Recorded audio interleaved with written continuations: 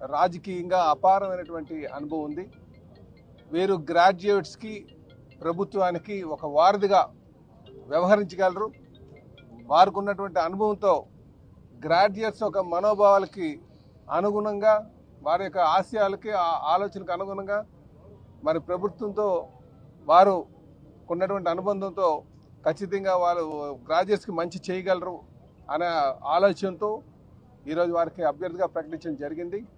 ఈ రాష్ట్రంలో mega DSC కావచ్చు, గ్రాడ్యుయేట్స్కి సంబంధించి భవిష్యత్తులో ఉద్యోగాల విషయంలో కావచ్చు, అలాగే ప్రైవేట్ ఇన్వెస్టర్స్ని తీసుకొచ్చి జాబ్ క్రియేషన్లో కావచ్చు, ఈరోజు ఎన్డీఏ ప్రభుత్వం ముందుకు దూసుకువెళ్తుంది. మన ఉప ముఖ్యమంత్రి అయినటువంటి పవన్ కళ్యాణ్ గారు కూడా, అలాగే బీజేపీ సహకారంతో ఈరోజు గ్రాడ్యుయేట్స్ అందరికీ కూడా బంగారు భవిష్యత్తు ఉండేటట్టుగా ఈ ప్రభుత్వం నిర్ణయాలు తీసుకుంటుంది.